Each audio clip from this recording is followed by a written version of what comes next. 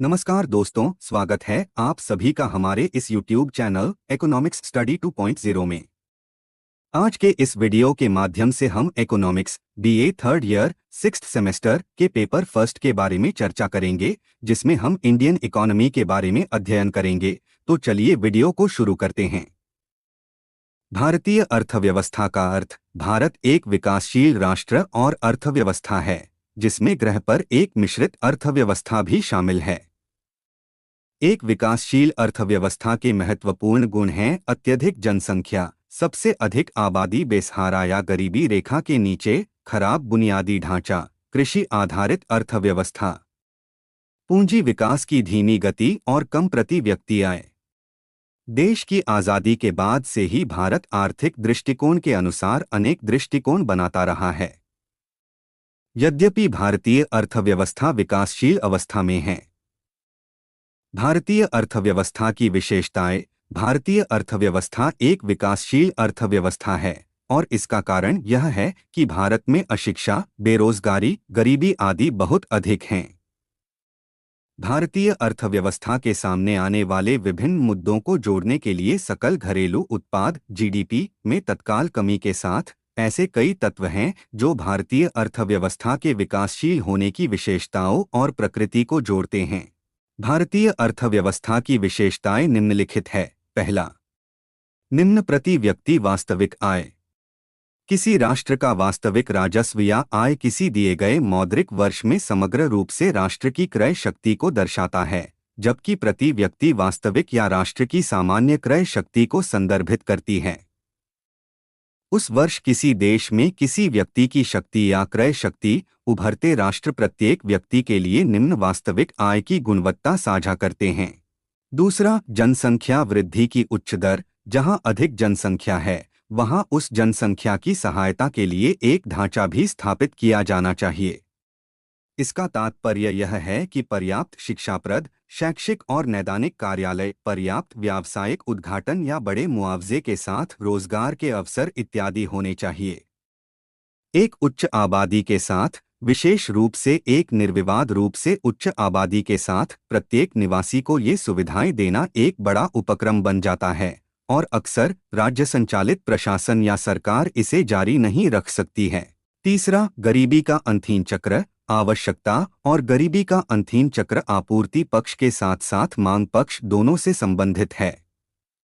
आपूर्ति पक्ष पर चूंकि उत्पाद और सेवाएं नहीं बेची जा रही हैं, निवेश पर कम दरों के कारण पूंजी को आगे बढ़ाने या उधार देने की अपर्याप्तता है और परिणामस्वरूप प्रति व्यक्ति वास्तविक या वास्तविक आय या वेतन का निम्न स्तर है। इसके साथ मांग पक्ष आता है। गरीबी का अंधहीन चक्र तब संकेत देता है जब राष्ट्र की वास्तविक आय के आधार पर क्रय शक्ति कम होती है।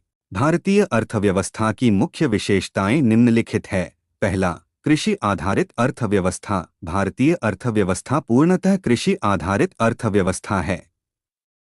भारतीय सकल घरेलू उत्पाद का लगभग 14.2% योगदान खेती और एकीकृत क्षेत्रों द्वारा किया जाता है, जबकि देश की कुल आबादी का 53% बागवानी क्षेत्र पर निर्भर करता है। दूसरा, अधिक जनसंख्या। अधिक जनसंख्या भारतीय अर्थव्यवस्था के प्रमुख मुद्दों में से एक है।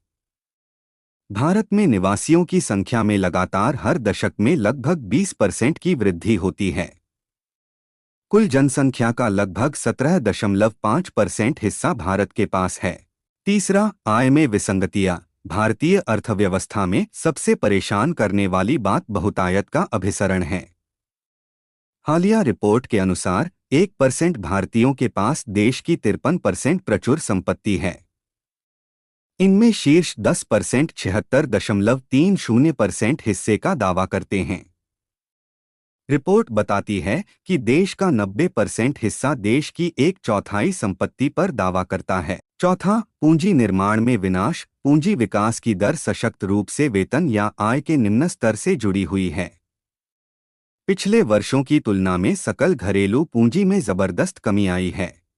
पांचवां, खराब ढांचागत विकास। एक नई रिपोर्ट के अनुसार लगभग 25% भारतीय परिवारों को बिजली नहीं मिल पाती है और 97 मिलियन लोगों को सुरक्षित पेयजल नहीं मिल पाता है। स्वच्छता प्रशासन 840 मिलियन व्यक्तियों द्वारा प्राप्त नहीं किया जा सकता है।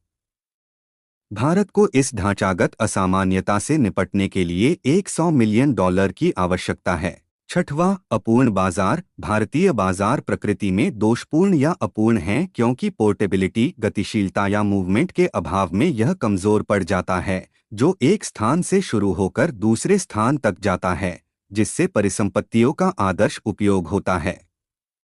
इस प्रकार कीमतों में उतार चढ़ाव होता रहता है।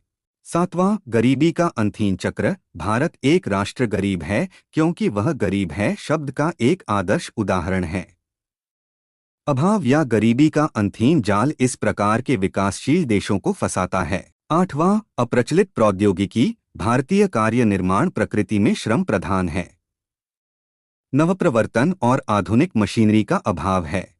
नवां, पिछड़ा समाज। भारतीय सामाजिक व्यवस्था सांप्रदायिकता, पुरुष प्रधान समाज, अजीब धारणाओं, जाति व्यवस्था ढांचे आदि के संकट में फंस गई है। उपरोक्त कारक भारतीय अर्थव्यवस्था के विकास की महत्वपूर्ण सीमाएं हैं।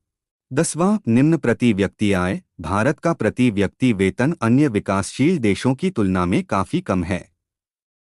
जैसा कि केंद्रीय सांख्यिकी कार्यालय (CSO) के आकलन से संकेत मिलता है, वर्ष 2020 से 21 के लिए वर्तमान लागत पर भारत की प्रति व्यक्ति शुद्ध सार्वजनिक आय 2011 से 12 की कीमतों के आधार पर लगभग रुपये थी 86,659। कुछ नकारात्मक दृष्टिकोणों के बावजूद भारतीय अर्थव्यवस्था में कुछ निश्चित बातें हैं। सरकार की विभिन्न योजनाओं ने भारतीय अर्थव्यवस्था को कई तरह से समर्थन दिया है।